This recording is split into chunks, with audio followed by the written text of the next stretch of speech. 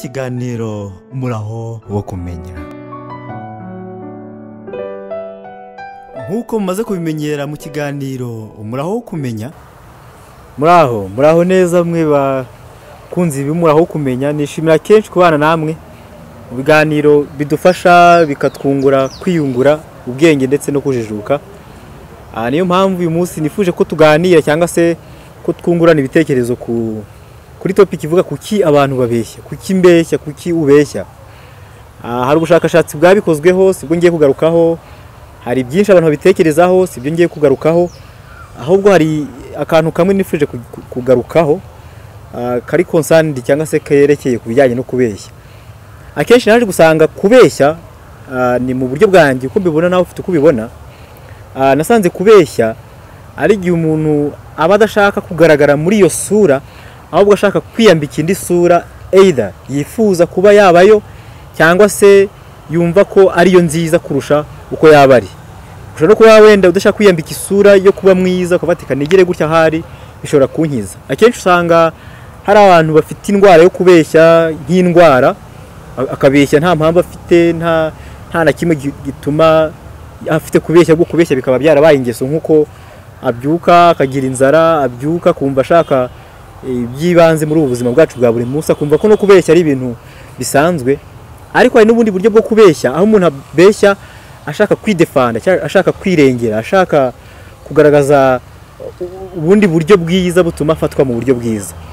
Ariko uburyo bwo kubeshya nshaka kwibandaho uyu munsi n'abantu babeshya bitewe na trauma y'ubuzima yabayemo.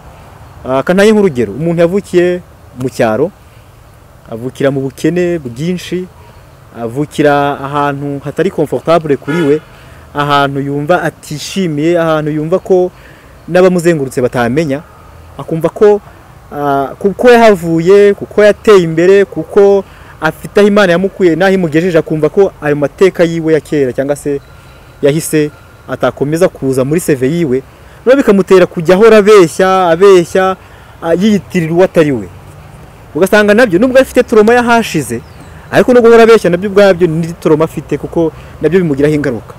Niba wenda nk'urugero hahandi wavukiye, ariko wajya kwipresenta bati ngiye iwacu wenda ni Kigali, data yakoraga muri ubu buryo, mama yari directrice wenda ahantu runaka muri enterprise runaka, ugasanga guhora ubibeshya, sinzi wenda niba mind yawe cyangwa se intekerezo zawe zizayifata mu mutwe nka text ku buryo zizabisubiramo nkuko biri buri gihe. Akenshi usanga umuntu abeshye abitaho ngaho, yakongera kubeshya akongera kwinvent ibindi bintu. Ariko kugenda ubeshya abantu bigenda bitakaza icyizere kurusha uko bamenye ukuri kwawe, ahubwo kukaba kwababera ikiraro, kwababera nabo motivation ituma bumva ko ahari nubwo nanjye noroheje cyangwa se nubwo nanjye ntafite ibi ngibi kanaka nawe yavuye ahangaha biramufasha. Ugasanga ubuzima waciyemo hari uwo bubereye ikiraro cyo kuba nawe yazamuka. Ariko iyo urubeshya birangiza abantu bagutekaje icyizere, kuko iyo ubeshye kabiri gatatu nta muntu ukomeza kukwizera, kuko birangira bitagenze neza. Nize kumva umunyeshuri bigeze kubeshya ko iwabo ari bunaka, yanga kuvuga iwabo, aza gupfusha ababyeyi biwe, bimutera isoni zo kujyana abanyeshuri biganaga iwabo kuko yumvaga yarababeshye. Ngaho rero itekereza uburyo waba wapfushije ukabura n'umwe, ukumva utifuza ko ari n'umwe waza kukuyagira cyangwa se wajyana nawe bitewe n'ibibeshyo watanze. Iwanyu bazabona kutabana, kandi nawe uzishiramo igishinja wumva ufite ubwoba bw'ibyo wabeshye. Babana niyo ivumbura bazagutakariza icyizere, nta nyungu ziri mu kubeshya. Kuvuga ukuri byo ubwabyo bivura igikomere, kubwira umuntu ukuri umusaba imbabazi bivura igikomere. Niba wahuye n'ubuzima butameze neza, ntago wahisemo kukena, ntago wahisemo kuvukira ibunaka, ntago wahisemo kuvukira ahangaha, ntacyo bitwaye. Ntawe uhitamo kuvukira havukira, ahubwo twisanga nta mahitamo twabigizemo ariho hantu turi. Icyo ngusaba rero, kubeshya tubishyire ku ruhande, twitoze kuvuga ukuri. Nta mpamvu kugira stress y'ubuzima bukugoye ngo unagire stress yo kwirirwa ubeshya abantu umasika.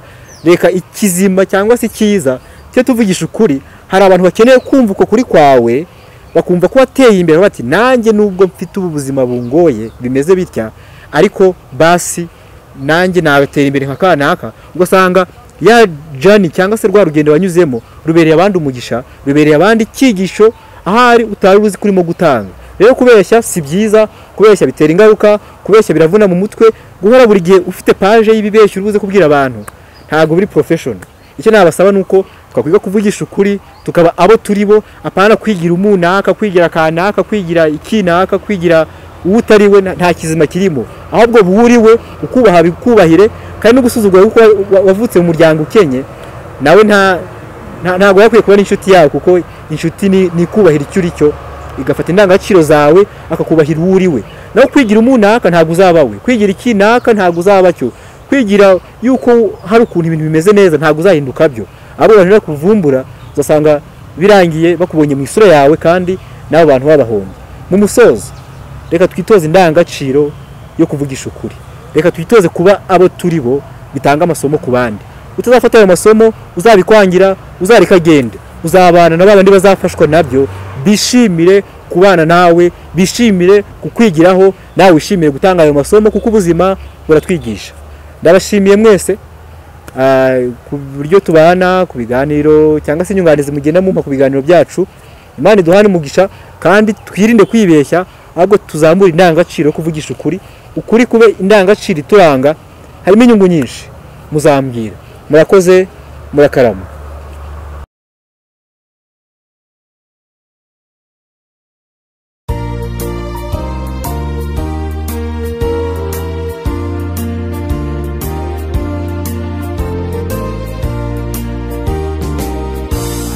Traveled alone upon this lonesome way.